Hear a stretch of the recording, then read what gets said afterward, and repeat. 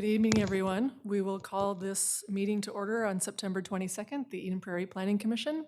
If you could all rise and join me for the Pledge of Allegiance, please.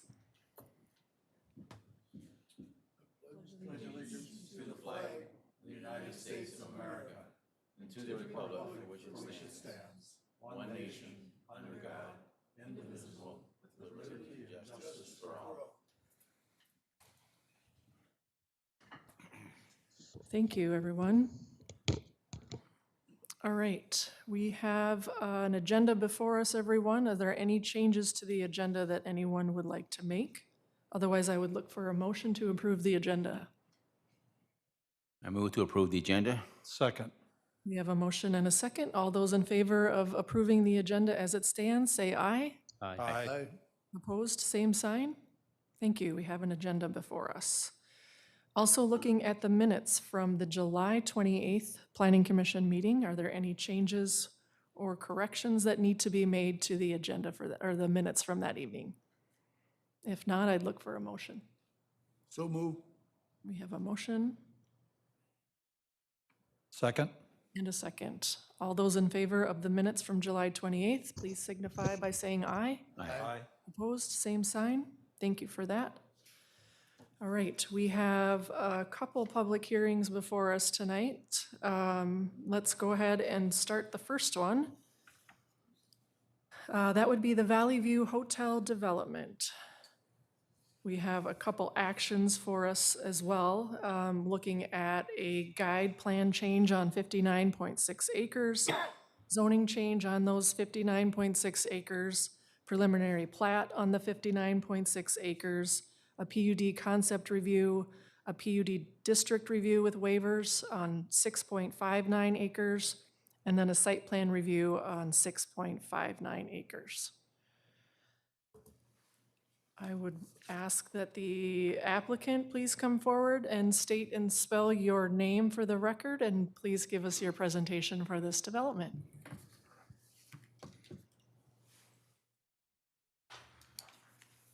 All right, good evening, Chair and Commissioners. My name is John Ferrier. That's John-Ferrier, and I'm the Vice President of Architecture and Development for CSM Corporation. And we are located at 500 Washington Avenue South in Minneapolis. So I have others from the design team here with me today. So two people from Alliant Engineering. One is Mark Kronbeck, the other is Nick Krage. And they did the civil engineering, landscaping, traffic, and parking reports. Also, Scott Cross is here, who is the current GM of the current Eden Prairie Residence Inn. Terry Grunhagen is a principal at ESG Architects, and he helped us with the architecture part of it. And John Carland, who is CSM's development analyst. We're very excited to present this project today, and first I want to thank planning staff for helping us through the process. This has been a pretty long process. We've been working on this for almost 2 years, so planning staff was extremely helpful.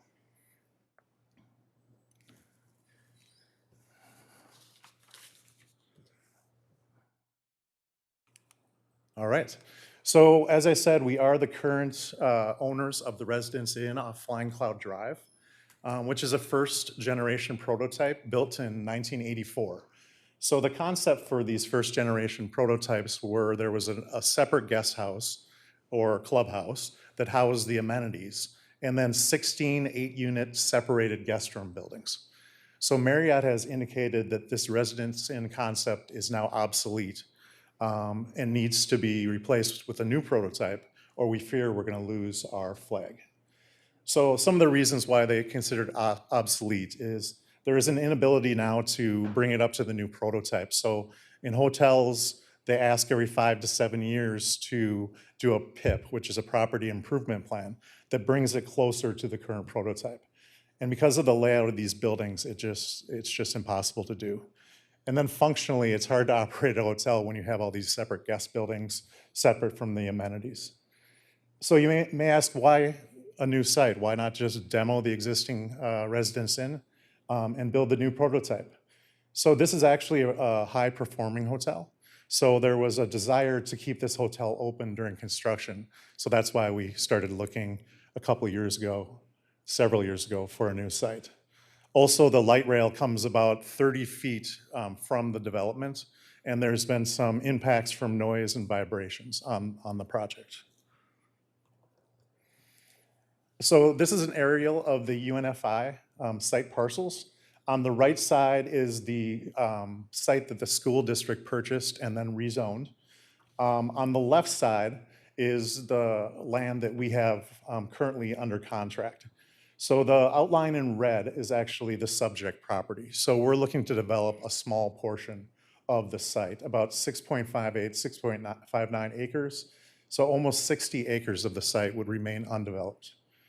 So today we're seeking approval for PUD concept review, guide plan amendment, zoning amendment, site plan review, and preliminary plat. So as part of the PUD approval, we are asking for a handful of waivers. The first one is to increase the building height from 40 feet to 52 feet 2 inches. So one of the reasons to do this is so that we can build higher, so we get the desired amount of keys without impacting as much of the site. Another waiver we're asking for is to reduce the shoreline setback from 200 feet to 100 feet from Super Value Pond. And if you look at the diagram on the upper right-hand corner, there is precedent on this water body to going less than 100 feet setback. So the red lines, as you see at the existing office building that's on the site, indicate where that 100-foot setback is. In addition, we're asking for a waiver to remove vegetation in the shore impact zone to build the project. And then parking. So we're asking for a parking setback variance or waiver because we don't have the required setback between the restaurant and the hotel because they share parking. So the property line is at a drive lane. In addition, Align Engineering conducted a parking generation study. So we found at our residence inns, and we own several of them, the parking is very underutilized. So we conducted a study, and there's 4 of our locations up there. And as you can see on the far right, the average amount of parking used during sellout days is much below the requirement of 1 stall per guest room. The only one that is a little bit higher is our residence inn in Milwaukee. And the reason for that is it's a downtown location. We only have 50 parking stalls there. So that one kind of throws off the average a little bit. So this requires a zoning change. So on the left, currently the property is zoned rural. And we're asking to zone the restaurant and residence inn site as regional service commercial. And that use is consistent with the use across the street, which is also regional service commercial. And the northern undeveloped parcel would remain rural. In addition, we need a land use change. So in Eden Prairie's comprehensive plan that was passed in 2019, it anticipated the guidance for the land use on the left. So that blue portion of the site was guided office. The middle portion, the tan portion, was guided medium, high density residential, and the upper portion was parks and open space. So we are proposing, as I said before, to change the land use to regional commercial, and then the remainder would be parks and open space. And as you can see by the diagram, we're actually increasing the amount of parks and open space. We'd originally proposed apartments on the upper portion of the site, but the city staff did not support this because of the impacts on the bluffs and the steep slopes. So we feel the land use change is warranted because I'm sure everyone's read as the office market is in sharp decline. The office direct vacancy and sublease vacancy is approaching 25% across the metro area and is expected to reach 30% by 2028. Absorption for office uses in the Twin Cities has been negative for 17 of the last 18 quarters, which means that more space is being vacated vacated than is being leased. And we think that rezoning to a hotel use has less impact than office on the roadways and the site. So here's the proposed site plan. In the middle of the site, we're showing a 5-story residence inn with 157 keys. And then to the right is the restaurant pad site, which is just shy of 8,600 square feet. So we have placed these buildings where they have the least impact on the site. As a result, no heritage trees will be removed with our development, and 88.5% of tree caliper inches will be saved. In addition, we've placed the buildings where they have the least effect on steep slopes and protected bluffs. So Align Engineering also conducted a traffic study. So the conclusion of that was that no significant delay or queuing issues with the new proposed development. So right now, the site access is a right in, right out. And we're actually proposing to do a left in as well. So it'll be a 3/4 intersection, and that'll increase the level of service for that intersection. And the city is in support of that, so we just need to work through the county process. And if you see the numbers in yellow, so it would be expected that a hotel land use and a restaurant would have fewer impacts on AM and PM peak hours. So that's what is outlined in the yellow. So we conducted a neighborhood meeting about a week and a half ago. And the proposed development has very little impact on the neighborhood from a visual standpoint. So the yellow arrows, we're over 2,900 feet from the Bryant Lake residences in that neighborhood, and we're over 3,000 feet from Beach Road. And also there's about 50 acres of undeveloped site that has steep slopes, heavy tree cover, and bluffs that help screen the property. So we did some view corridor studies. So this one is from across Bryant Lake. And the hotel and restaurant, if you can see those, they're shown dashed because they're over 2,100 feet behind that bluff of trees. So they're completely screened from view from across Bryant Lake.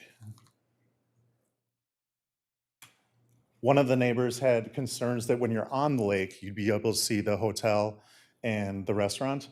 This again shows a view from on the lake. You can see what the white thing on the little aerial, that's where the view is being taken from.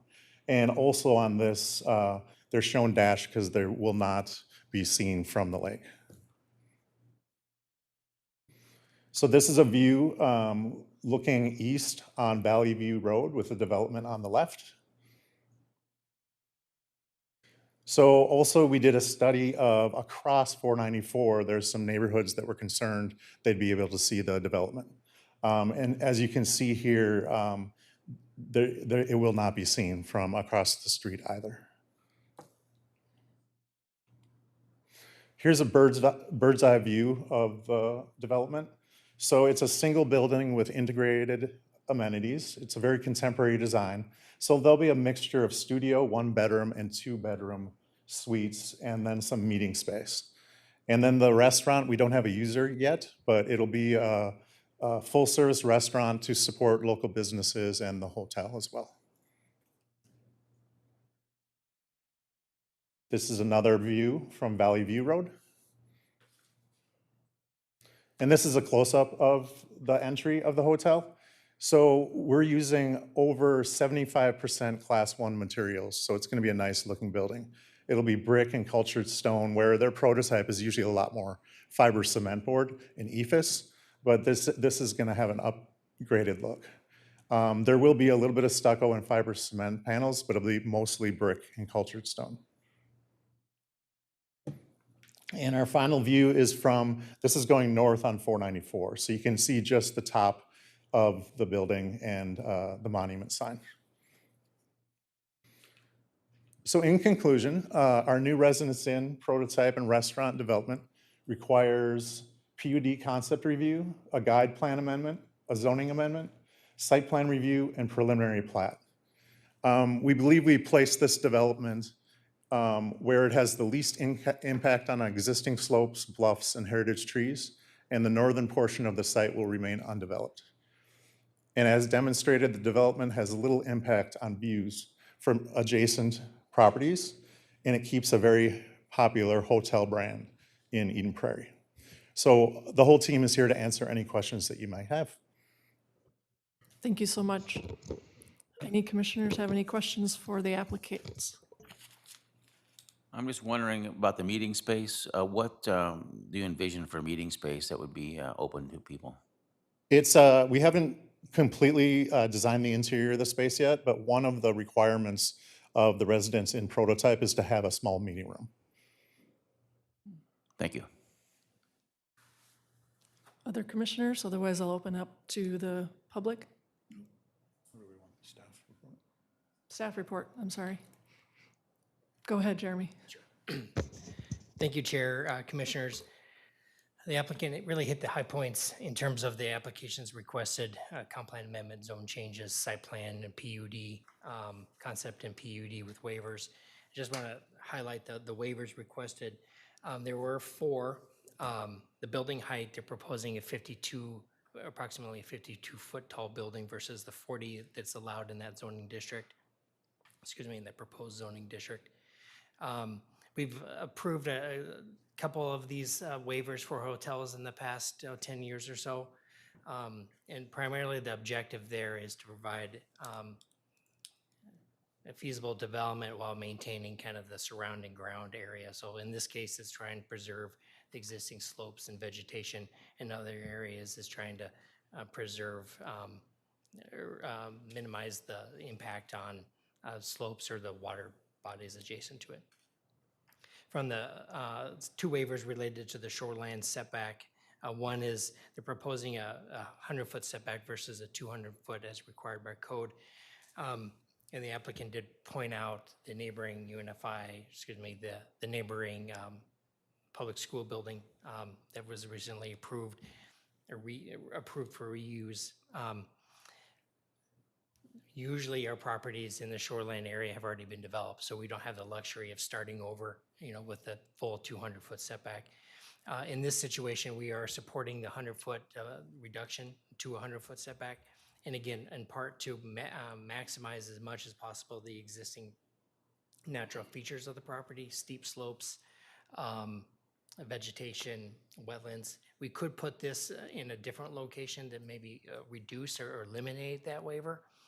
But then that would come at the cost of quite a bit of neighborhood or natural features impact. So we're trying to balance those things, which is really the point of the PUD, is to balance what's the overall goal of the ordinance and what does the development in the city need for a given property. So that relates to the setback and also relates to the shoreline impact or shoreline vegetation, again, trying to balance and minimize that where practical. So staff supports that waiver as also. The parking setback highlighted in the applicant's presentation as a parking number waiver. It's actually not a parking number. They meet the parking requirements from a number perspective. Code allows us to share parking between 2 uses with a parking study and some other features that are worked into the plan. So we're not requesting or supporting a waiver from the parking requirement. We're supporting a waiver from the parking setback requirement. If you recall on the site plan, the property line between the restaurant site and the hotel site kind of juts around the front entry of the restaurant. Because of that jutting, the property line actually falls between a couple parking spaces, and therefore they can't meet that minimum 10-foot setback requirement. So that's the waiver for the parking there. Again, relatively minor. Users going forward will likely not know where the property line boundary is because it's seamless within the site, which is what we're looking for in a shared parking type situation. Those are the main points in terms of the waivers. Staff is supporting the project as proposed, subject to the conditions that are outlined in the staff memo. There's some work to be done before the Planning Commission before the City Council reviews in terms of small details, but we're confident we can get those resolved. Ultimately, this, assuming the Planning Commission recommends and the Council supports the comp plan amendment, the Met Council will have to approve the comprehensive plan amendment, and then the city council will see, is part of the second reading of the ordinance that adopts basically the Met Council's changes of the land use. So I stand with any questions, but staff recommends approval, subject to the conditions outlined in the memo. Thank you, Jeremy. Any questions for Jeremy from the commissioners? No. All right, I will open the public hearing. For those of you who are interested in speaking, please come forward, state your name and address for the record.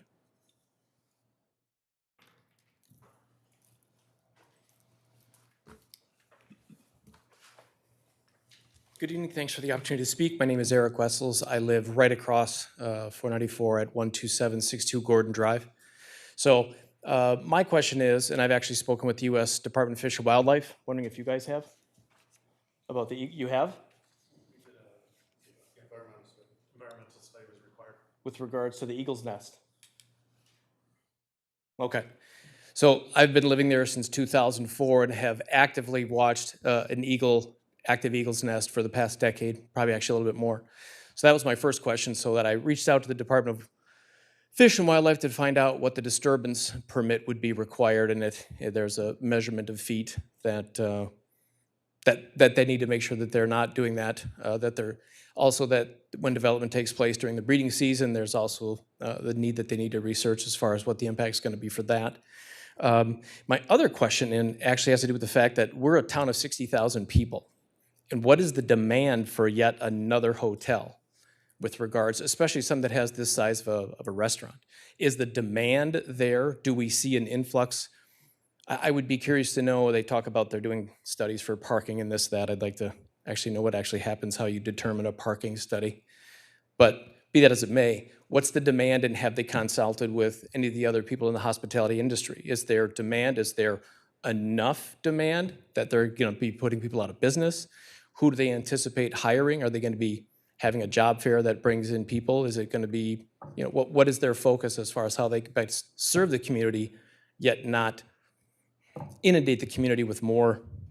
We have plenty of hotels already. I don't see the need. But again, if they've got a demand, or if they've got a study that shows that there's a shortage and that there is an occupancy problem because it's so high during the week or not so high during the week, I just don't see the need for yet another piece of development of this nature.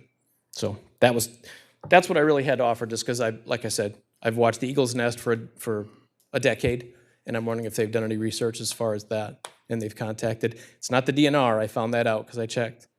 Because it's the bald eagle, they have to talk with the Fish and Wildlife Service, the national office. Thank you. Thank you.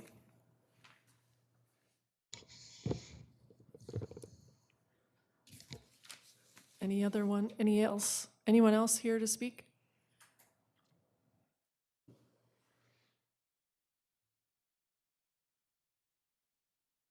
I'm Joe Doctor, and I live at 7032 Willow Creek Road. And I'm sorry I'm not prepared to speak. I was hoping we could ask some questions. So I don't know if I should address my questions. I'll start with the questions, and then we can go from there. That sounds good. What is the lighting going to be for the parking lot, the building, and the restaurant? Jeremy, do you want to take that? The lighting? What I would recommend, Chair, is receive the questions and then we can respond to We can those. take them all at the end. That sounds great. Okay. My second question is, who will own the newly zoned parks and open space? How will it be taxed? And will there be restrictions on further sale, zoning, and development?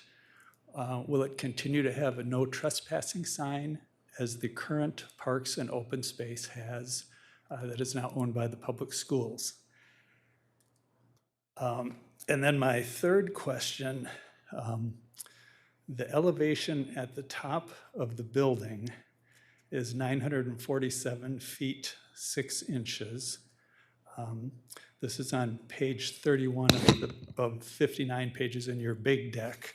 I notice it's not in the Planning Commission staff report, but it's higher than the highest peak. The highest peak, where there's an old foundation, is 938 feet. And the two peaks that come down to the water are 925 feet plus or minus, based on the various maps I looked at. So I just want everybody to know, more than anything, that this is going to be much more prominent than it appears to be in some of the pictures. And so then my question I'm finally getting to is, it's my understanding that a waiver of a 52-foot, 2-inch high building has been approved, but the top of this building is 58 foot 6 inches high. And so I don't understand, that's including the Marriott signs and the linen chute. And so that again makes it even more prominent than just the 52-foot 2-inch height that has been, the waiver has been granted. So those would be my questions. Thank you. Do you want me to stand up, stay up here, or? You want to address those now? or I we can address those now if the commission. would Yep, like go those. ahead. So the lighting is the first one I heard, the question about the lighting. Staff reviewed the lighting plan. I don't have it ready to present to you, but our requirements are that the lighting does not exceed 0.5 foot candles beyond the property line. And then there's height limitations of the freestanding light poles. And the plan met those requirements. So there's no waiver requested from a lighting perspective. So it meets the code requirements from a lighting perspective. Could you share what those are? Are those 100-foot tall poles? No, or are they- our maximum is 25 feet above a 3-foot base for a freestanding sign, or excuse me, freestanding light. Okay. So they met those requirements. In terms of the parks and open space question, the city and the developer are working on acquiring that. Outlot A is shown on the preliminary plat for city use, so it'd be preserved from as a city-owned property. That's the northern 3/4 of the property. In terms Can we of, get rid of the no trespassing signs that are there right now, even on the school property? that's something certainly we can work together with on the Parks Okay. Department, Parks Commission on that. In terms of the height is measured in a unique way from what may seem normal. Height is measured at an average grade around the property to the top point of the parapet there. So that's why the calculated height is 52 feet 2 inches. And while some portions of it may appear to be taller than that. So you get some credit by embedding the building into the grade. So from a calculated height perspective, that's where we get the 52 feet 2 inches. But the true height, are you in agreement with my math? Well, the true height is a subjective term, but from the lowest finished grade to the top, maybe the 56 or 50, I don't remember the exact number, but we measure based on where the finished floor elevation is and the average grade around the property, Right. all the average grades. But so on this map, your scale only goes up to the corner of the roof. It doesn't go up to the top of the Residence Inn by Marriott sign. Yep. Are you in agreement that that's roughly So that was 6.5 provided feet? as, sorry to interrupt, that's provided as an example for the commission and for the public to kind of see what the building looks like. You're welcome to take a look at the grading plans and the elevations that are also online to see that whole kind of calculation. Yeah, I'm just asking because we live across the lake, and a whole bunch of us are concerned with what we're going to see. And it was presented as a 52-foot tall building, but on the documents online, it all shows the 58-foot 6-inch, which is quite, I mean, that's more than a 10% difference right there, so. Yeah, a 6-foot difference, but yeah, again, what's being missed there is the average grades around the property. I think the applicant's presentation, you may see portions of this built environment across 494. The objective necessarily isn't to hide it, especially in this corridor. Yeah, we're but across trying to Bryant Lake. We're on the Bryant sorry, Lake on side, Bryant and so Lake. we're looking over the hills which are lower, sorry. quite a bit lower than the top of the property. And the property now, in reading your website today, is going to be 6 feet and a half taller than what we were told at the community meeting. Sure. And so that's why I'm asking the question. I thought maybe it was a mistake. I'm not an architect or a builder, but that's a pretty huge mistake in my business. Sure, and I apologize, I got the two speakers confused. I think the applicant could speak to more of the methodology for their line of sight drawings and provide some insight to the planning commission for that. Okay? All right. Thank you. Thank you. Would the applicant mind coming up and addressing the rest of his gentleman's question in addition to the two previous questions from the first speaker in regards to the Eagle's Nest as well as the demand for a hotel?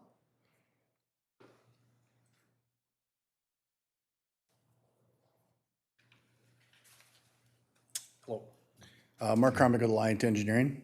The Eagle's Nest is new information to us, so we'll definitely investigate that.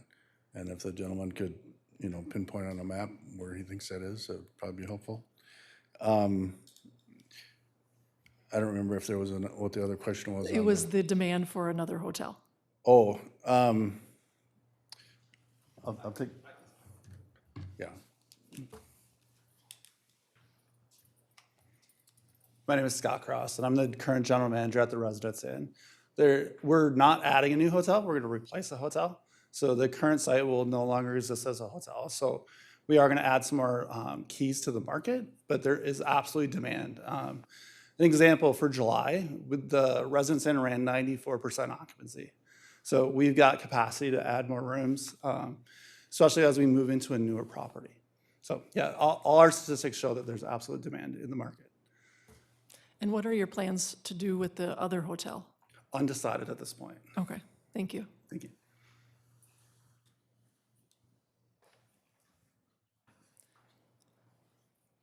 Go ahead, Mark. The other question I recall is kind of the sightlines. And so on the other, so between the two properties of the school Unify site and the proposed hotel, there's Super Valley Lake, and then kind of northeast of that, of Super Valley Lake, there's two larger mound areas that are vegetated. I believe that's what he was talking about, that are 925 elevation. So perspective from across the lake, and you look across, your sight line is gonna essentially be into the trees, and you won't see the building because it's, the trees are closer to your Mark, is, There's only vegetation on the trees for a third of the year though. Well, I was going to say, we're looking from 910, 915 feet across. So I agree with you, if you're looking from the lake level, that none of us live at the lake. I'm sorry, we cannot hear you up here or online. If you would like to restate your comments. You'll need to step to the podium, please. Yeah.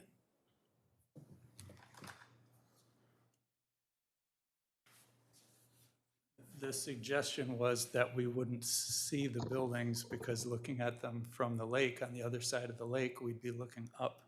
And I agree 100% if we were in our canoe, but when we're in our houses that are at 925 feet, looking at a building that's at 941 feet, if you go all the way up to 58 feet, we will see that, especially when the leaves are down. When the leaves are not down, we'll see the top of the building because it's going to be above the leaves. above the mound, you mean? Yes, above the leaves on the trees on top of those two mounds. And really, there are only a few of us, me included, that live where the mound is right in the sight line, so it may block most of the building for part of the year. But everybody who lives in the South Bay is going to be looking right at the building that rises above the school building, and everybody that lives in the north part of the lake that is to the west of the first mound and second mound actually will be looking straight down at the building because there's nothing to block that view. Did everyone hear his comments? It was a little hard to hear because you were turned to the side. Sorry. Yeah, I was just saying there are a few of us, maybe 4 or 5 houses whose view will be blocked most of the time, except when the leaves are entirely down. But the rest of us who don't have the one hill that goes right down to Bryant Lake, you're either on the, your view line is either on the west side of that hill or on the east side of that hill. We'll be looking right at the building. And now that we know it's going up an additional 6 feet, you'll see a huge chunk of the building, both in the summer and entirely in the winter when the leaves are down. The pictures that the developers are showing are accurate. I'm not saying they're inaccurate, but nobody is going to put their head down on the lake in the middle of Bryant Lake and look up and realize they can't see the building. I mean, that's almost a little bit deceptive. Appreciate your comments. Thank you. Anything more to add from the applicant? Otherwise, we'll ask others if they have public comment.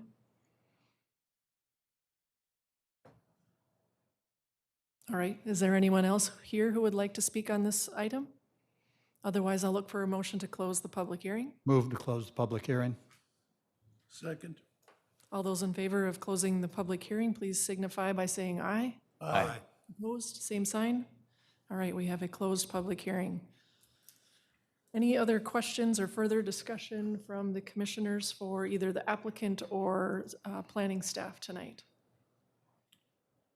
Go ahead. I'd like to, I've been trying to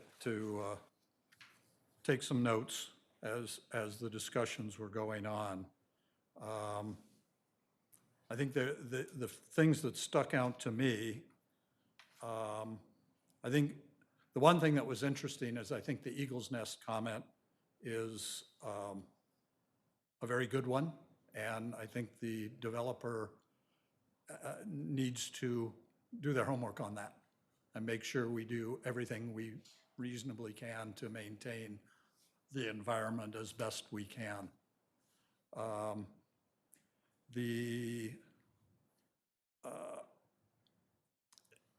I drove out there again today. I've been out there a number of times, and the thing that struck me about the site in general is just how damn beautiful that site is, that whole area. And I think that the things that are going on regarding trying to minimize the impact on the site and also trying to maximize the open space, and particularly the open space that will hopefully ultimately go to the city, that allows the greater community to have, again, more potential access and you know, Eden Prairie is a special place from the standpoint of parks and outdoors and conservation areas and things like that. And this just gives us, I don't know what the plans are, but I have confidence it gives the city another opportunity to maximize, you know, the beauty that we have in our community. I think it's good that we'd like to keep an existing business in Eden Prairie. You know, Residence Inn's been there ever since I can remember. And I've stayed in those old prototype Residence Inns, and they were unique at the time, and they're probably even more unique now. So it's understandable that there's a potential for upgrading that. And I'd like to see, you know, again, an active business stay in Eden Prairie if we can. The sight lines are an issue. You know, having been on this planning commission for a long time, the one thing I've learned is we can't make absolutely perfect answers for everybody in every circumstance. And I think the developer has made an attempt to address the sightline issues. Is it a perfect attempt? We'll probably never know until it's built and what's happened. Likely it's not perfect, but it has been an attempt. So those were some of the things that I was thinking about as I was listening to the presentations. Or if anybody else. Thank you, Commissioner. Anyone else have any comments, questions? Well, I think it's interesting that they're literally built down in the hole, quite below the surrounding the bluff for sure, but even the road. So its height is not as much as it would be if they had been built on the level ground. So it's part of their attempt, I guess, to protect the wooded part, which is truly beautiful, no question about it. I want to commend the applicant on their review of the current economic situation. You're spot on and correct on the office demand. It is certainly getting worse and will get worse as the foreseeable future. I also agree with your assessment on the demand for the hospitality industry that is improving and will continue to improve. The plan looks well thought out and well conceived, and I'm inclined to approve. I have a couple of questions or thoughts. First, I would commend also the developer and the applicant for the nice analysis that's been completed. We have a very thorough packet here of all the information, and thank you, staff, for providing that to us. I know there are a few other conditions, or quite a few conditions, that do need to be met before that is brought to the city council. Quite a long list, actually, that I know staff will make sure is very diligent to get done. One question I have about is an environmental analysis. Is that typically done? Has that been done? I don't know that I saw that. It's possible I missed it, but is that something that would have caught the bald eagle's nest? Excuse me, there is an analysis, an environmental analysis done as part of an initial application.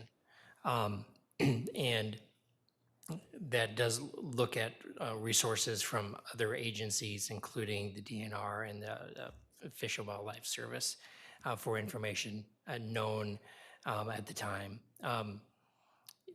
This didn't flag any of that specific, or the analysis done for this project didn't flag that potential for an eagle's nest. So that's something that staff and the applicant work together on getting that issue understood and provide a recommendation going forward. So there is some analysis done. It was not caught on this situation in terms of that specific issue.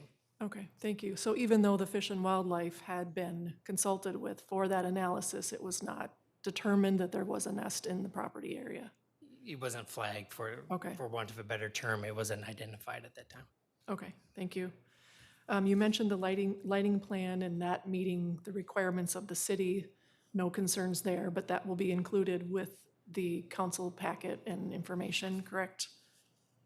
Yeah, it will be part of the Exhibit B plans, which is folded into our development agreement. So all of the details, you don't get, there's, 60 pages of a plan. They're all part of the public record that will be folded into the approval documents. And the photometric plan is a part of that. Very good, thank you. The other question I have before I would look for a motion on approval of this is regarding the restaurant. You had indicated that you do not have a tenant at this time.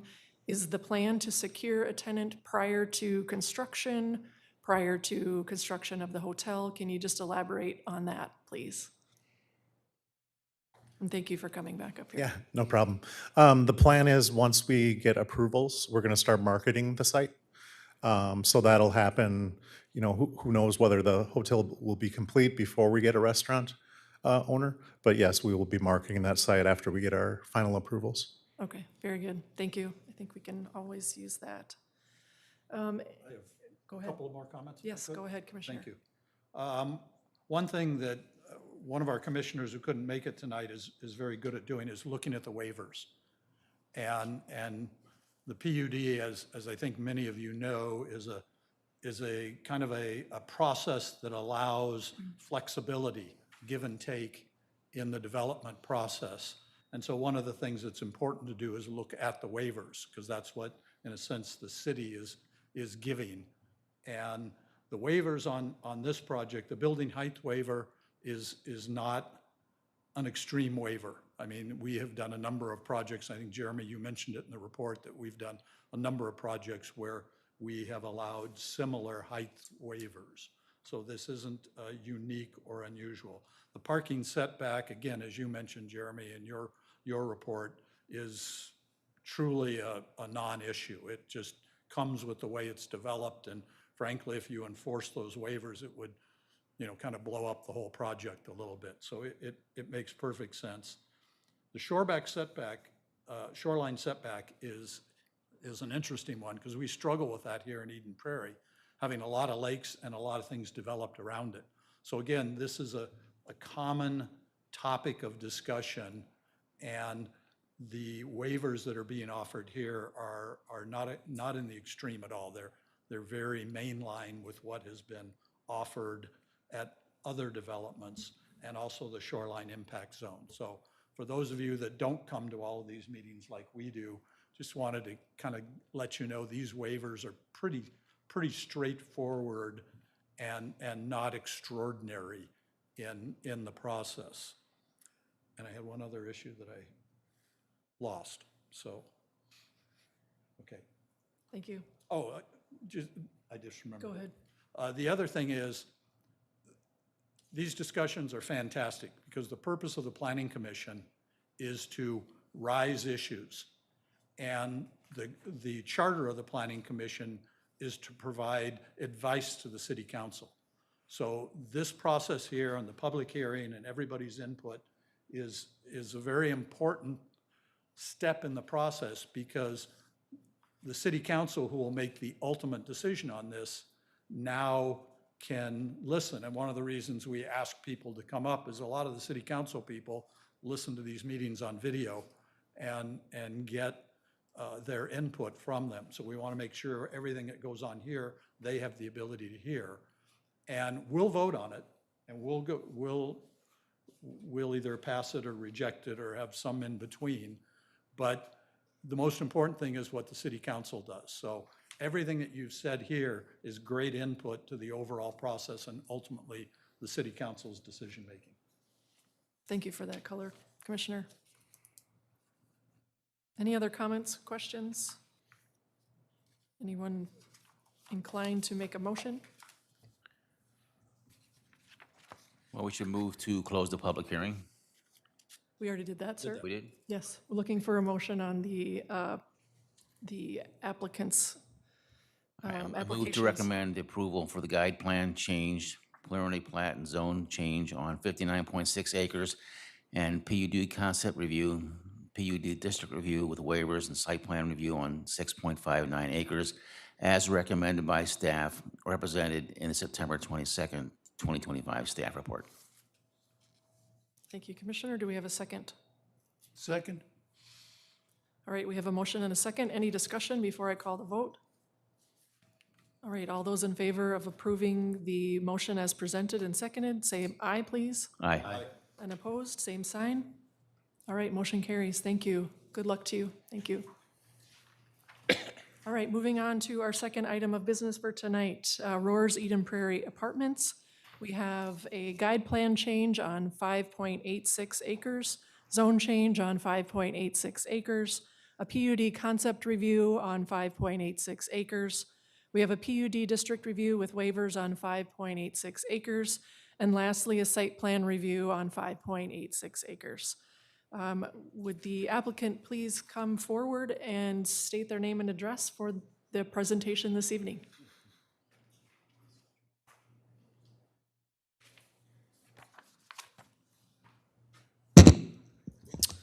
Thank you, Chair. Thank you, Commissioners. My name is Nick Asta, Nickasta. I'm with Roars Companies. We're at 2 Carlson Parkway, Plymouth, Minnesota. So Roars Companies, just quickly on us, we're a vertically integrated developer, general contractor, and property management company. We've been doing it for about 13 years with about 15,000 units across the country, but predominantly here in the greater Midwest, and mostly here in the suburbs of the Twin Cities. So really excited about this opportunity here in Eden Prairie. Just one thing I wanted to point out is we did host a neighborhood meeting. We actually hosted 2 neighborhood meetings and nobody showed. But I think the main reason for that is we did go through a pretty extensive approval process. This piece of property is in a greater condo association. And so we met with the condo multiple times, and we actually do have like formal approvals from them. And so, we can stand here and confidently say that the neighbors in the area are in favor of what we've proposed to date. And especially, I know earlier we heard about office vacancy here in the market. And so I think they're excited to see some new life in the neighborhood. I'll now hand it off to Justin Merkovich with JLG Architects to kind of speak specifically to the project, and then we can stand for questions as well. Thank you. Hi, thank you for your time. Justin Merkovich, JLG Architects. And yeah, okay. So Jeremy's showing our presentation here. Go ahead, next page. So the proposed project is 195 dwelling units, and the PUD is currently set for, or I'm sorry, the land use is currently set for industrial flex tech.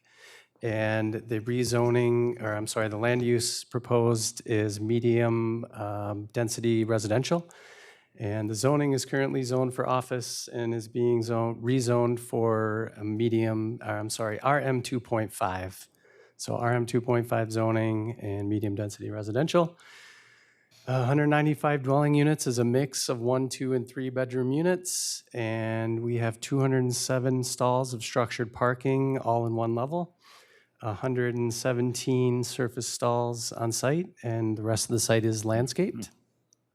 So this is just an overview of that, and it's kind of zooming in from proximity to the city center of Minneapolis, showing some of the land uses adjacent to it. Obviously, there's a lot of industrial on the Golden Triangle to the west, and City West Station to the north.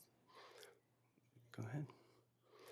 Okay, so I'm hoping this can be a dialogue, just like as mentioned by the commissioner earlier, that I wanted to keep the waivers kind of close to the front of the presentation here so we could talk about those as much or as little as needed.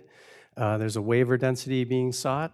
I believe the density that we're seeking is in 33.26, if I'm recalling correctly, versus 17.4, which is what the RM 2.5 zoning calls for. The zoning, in this case, we're adjacent to a highway and obviously a pretty significant transportation asset with the Southwest Light Rail Transit coming online, and we feel like the density is appropriate given the location on the site and the diversity of uses in this area, going away from office to residential. Okay, front yard setback. So here we've got a 24-foot setback from the east. The east is adjacent, obviously, to Highway 212 and the light rail alignment. And 35 feet is the required setback in RM 2.5. But again, obviously, we're trying to mitigate the location and kind of site the building into the hill and keep it close to the highway and maybe away from some of the residential uses to the west. And this setback achieves that. It kind of is a balance between the TOD setback, which is ostensibly 0, and the RM 2.5 setback at 35 feet. So we arrived at 24 feet in order to achieve a landscape path that could facilitate a connection to the light rail station at City West. Height waiver. So I mentioned earlier that the building is buried into the hill on the north side. There's a very significant grade change from the south end to the north end, and the overall height of the building is kind of mitigated by that. So on the north end, you can only see 5 stories exposed as opposed to 6. And that's a result of burying it into the hill, obviously. The average grade plane comes out to be plus or minus 75 feet, but the tallest point from the relative grade is 69 feet. So that would be to the kind of main parapet at the front entry. Okay, the parking waiver. So obviously, the development team can talk more about the operations and the comparable projects that they provided in the narrative here, and that was also, I think, in the maybe in the packet provided earlier in the week or earlier last week. But we've got 207 stalls, as we're showing here, in the structured parking with a little bit of amenity and lobby entry area, and then 117 surface stalls with landscaped islands, et cetera. The landscaping does meet the requirements that we need to have for caliper inches and replacement, and the parking meets the needs for the owners and the project and the operations for the units that they have shown. And obviously, we can come back to any of this and have more of that discussion. So I'll be quick with the rest of this, and if we want to dwell on any of it, I'm happy to do so, but obviously, we do a very extensive site analysis. My house is 5.5 miles from here. Our best friends live in the city of Eden Prairie. I had an Eden Prairie address at one time, so I'm very well acquainted with this area. And I was out on site at the very earliest stages of Roar's looking into acquiring this site. And this is just our analysis looking at view sheds, existing vegetation, sun angles, et cetera. And this gets into the architecture and looking at the historical context here and looking at how this area has developed over time. The earliest photos I could find of the site were from 1956, and then I'm here showing a progression of how the site has changed in character. And I found this old farm site here to be a very interesting existing building that kind of stood the test of time. And I thought, why not study that a little bit further? So go ahead, Jeremy. If you look at the historical context for the office buildings that are already on site, they all have these kind of curved elements to them. And I think that that's very well could be a result of some study of what used to be here, grain silos, et cetera. More of the same. So you can really see the old farm sites kind of in the middle there, and then the upper right image is almost a one-to-one kind of repetition of that idea. This is just looking at the materials for the project. We are above the 75% Class 1 material requirements for the project. So that's brick, glass, and fiber cement, with the remaining being profiled metal panel. And these are renderings. So from the southwest, looking towards downtown, you can barely see Minneapolis off in the distance there. Here's from the southeast, so you see light rail alignment in front of the building there, and you can also see how the building steps down from the north massing to the south massing. It steps down full story and building height. This is from the main site entry where the path along the south edge of the site is proposed. So this is looking at trying to draw some architectural cues from the context that don't necessarily mimic a grain silo necessarily, but are trying to really draw upon what's gonna remain there, which is the office buildings, which have a lot of these curved elements to them. So trying not to go too overboard, but still incorporate those elements. So we've got a curved main entry there, along with some bumped out residential unit terraces that also have a curved aspect to them. Another render from the northwest. Amenity terrace, so on level 2, we have a pool terrace with proposed saunas and planting beds and seating, fire pit, etc. We have a pet run on the southeast corner, and then this starts to show the path that runs north-south along the east edge of the building that I mentioned earlier. That would be a potential to connect to a pathway to the City West Station if a partnership could be formed with Metro Transit to facilitate that. This whole district could be connected in through that path, which we took great pains to set up as an accessible path. So we made sure that our civil engineer set that path up to be at accessible grades once it gets to the northeast corner of the site. I think that's probably about it. Okay. Thank you very much. Sure. Any questions for the applicant before I turn it over to staff?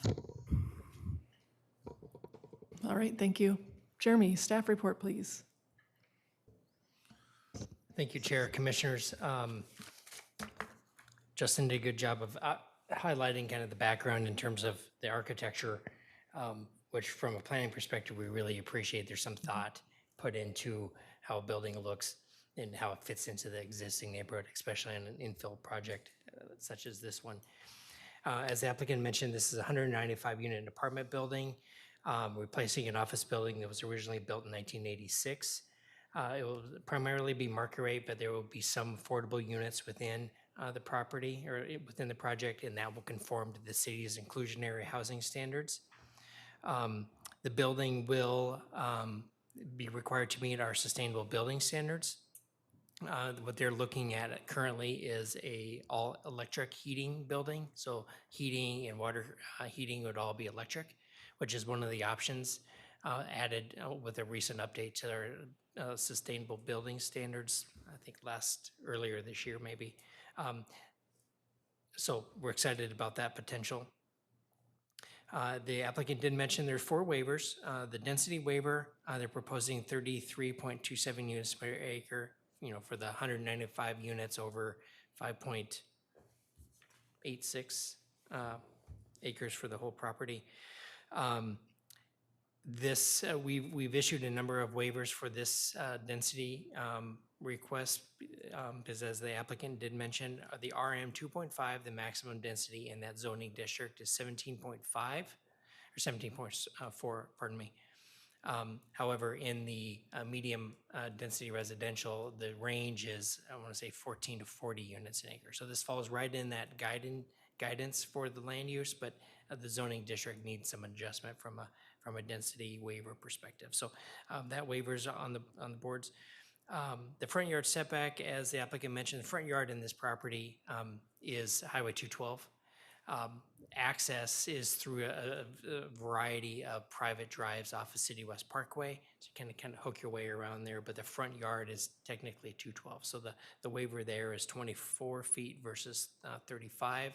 Staff supports that because generally when you're looking at a front yard setback, you're trying to create an open space environment for sidewalks and passersby on the street. And in this situation, passersby is in 212, which is in some distance away and also on the other side of some light rail tracks. So less of an issue in this kind of urban type development.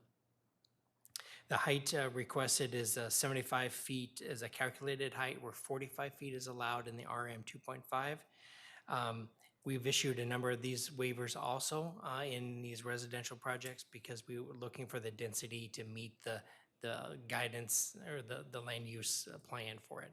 And keep in mind that the comprehensive plan establishes a range of density, between 4 and 14 in some areas or 14 and 40 in other areas. We can't drop below that without a change to the comprehensive plan. So there's certain areas we've identified where we want higher density, and this is one of them because it's relatively close to a train station or light rail station and also adjacent to a busy thoroughfare, and that's a good opportunity for this type of housing. So staff supports the height, that supports the density. Lastly is the parking waiver. They're proposing a ratio of 324 spaces to the 195 units, or 1.66 spaces per unit. The city has analyzed parking waivers in the past and have approved several of them and have kind of been challenged with some others. This is on the kind of the lower end of our range that we've been approving, 1.66. The applicant has provided information that supports their parking requirements or supports their parking proposal, and it is in part helped. This property kind of at the very beginning contemplated a TOD zoning because we're within a half mile of the train station.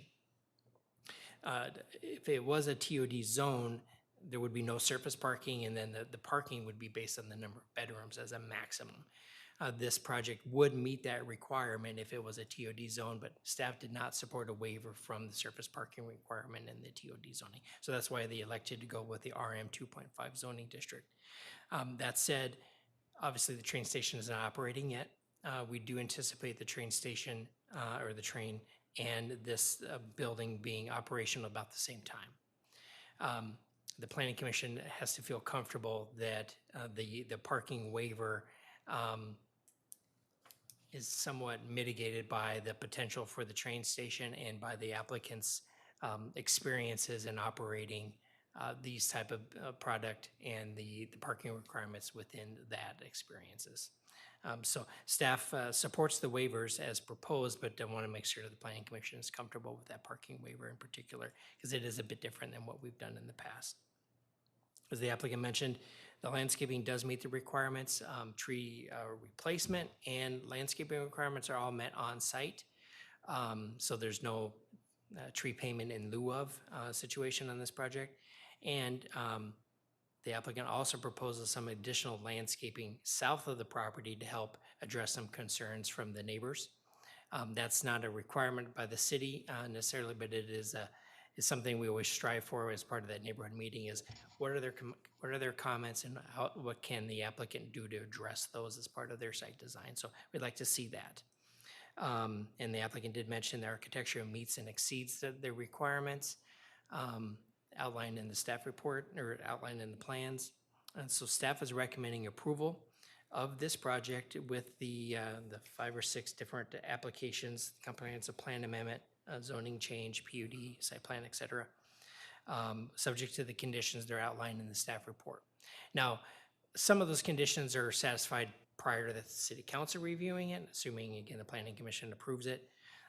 Some of them are incorporated into the detailed drawings and the land alteration permits, so not all of them are expected to be resolved before the city council meeting. But staff is recommending approval subject to those conditions, and I'd be happy to answer any questions. Thank you, Jeremy. Anyone have questions for Jeremy? Jeremy, just for fun, what do you think, when is the light rail gonna go operational? Just for fun. I've been hearing 2027. 27, okay, thank you. Well, I'll write that down. Any other questions for Jeremy before we open the public hearing?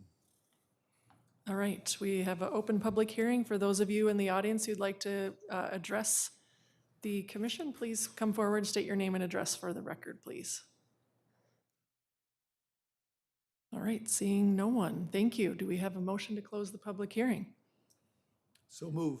Second. Motion and a second to close the public hearing. All those in favor to close, please signify by saying aye. Aye. Opposed, same sign. All right, closed public hearing. Any questions or comments from the commissioners? Discussion? I have a few, but I'll wait till the end. Go ahead, Commissioner. No?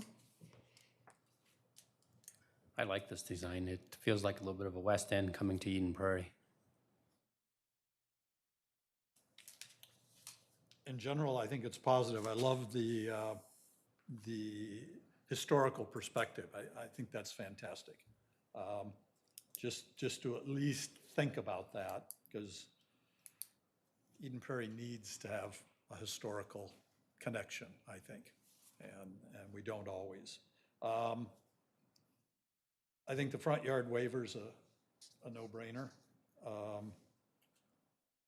I always get a little nervous about density waivers and parking waivers. But in 16 years I've been on the planning commission, when we have given those, particularly at the request, you know, when the developer is requesting it and say, we know this will work, they've always worked. So I think I'm okay with them. All right. Thank you, commissioners. Just a couple comments for me. I do echo the sentiment about the historical history, the historical sentiment of the property, and I appreciate all you've done to do that and to keep it within what's being proposed. In addition to the neighborhood meetings and ensuring that neighbors are pretty much consensus with what you're putting together, that does say a lot, as you've seen just in the previous agenda item, so thank you for that. I do have a question about the light rail transit in proximity to this building. Now you have 212 and then you have the light rail. Can you talk about the distance between the light rail and the edge of this property? And do we have, obviously we don't have safety concerns or we would bring them forward, but I would love to see what those dimensions are. Oh, go ahead. Good question on the proximity to the light rail station. kind of a two-part answer. Currently, there's a pathway to get to the station through existing trails via City West Parkway. That's a little over a half mile.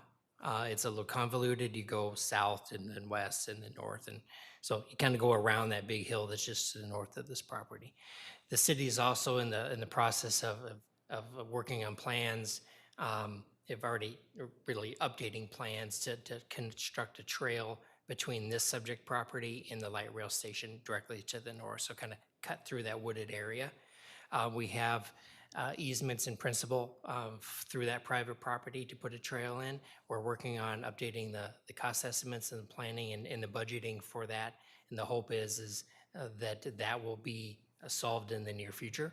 I don't have a timeline for you, but we recognize the need for that. But currently, right now, a user of the office building could walk to the light rail station through existing trails and sidewalk network. But we look to improve that. Okay. And what about the distance from that's essentially the front yard setback though, correct? So when I'm mentioning the distance between this property and the light rail station, the roundabout way is 0.6 miles, I think, around the hill there. Directly, kind of a straight line, you're looking at less than a quarter of a mile, if I recall correctly. The applicant is providing easements on both the west and the east property boundaries so that we can incorporate whatever future design we come up with in terms of our trail. So we have those connections. The applicant did share during his presentation the space between the building and Highway 212. There's area for a trail, and that's shown on the plans currently. So any public trail will connect to that for access to the light rail station to the north. Okay, I think I got Space it. in there, yeah. Okay, thank you. It just won't be an additional trail. Got it, okay, thank you. And I think that's all I have for questions. Any other comments, questions, or otherwise I would look for a motion. Move to recommend approval to the guide plan change, zone change, PUD concept review, PUD district review with waivers, and site plan review, all on 5.61 acres, as recommended by staff represented in the September 22, 2025 staff report. Thank you, Commissioner. Do I have a second? Second. All right, we have a motion and a second. Is there any discussion before I call the vote? All right, all those in favor of the motion presented, please signify by saying aye. Aye. Opposed, same sign. All right, we have an approval. Thank you, applicant, and good luck. Thank you. All right, moving on in the agenda, planners report. Jeremy, do you have anything for us? Not today. Members, commissioners, do you have anything for us? Not a thing. Nothing, other than I would look for a motion to adjourn the planning commission meeting tonight. So move. A Second? All right, we have a motion and a second to adjourn the meeting. All those in favor signify by saying aye. Aye. Opposed, same sign. All right, meeting adjourned. Thank you, commissioners. Yeah.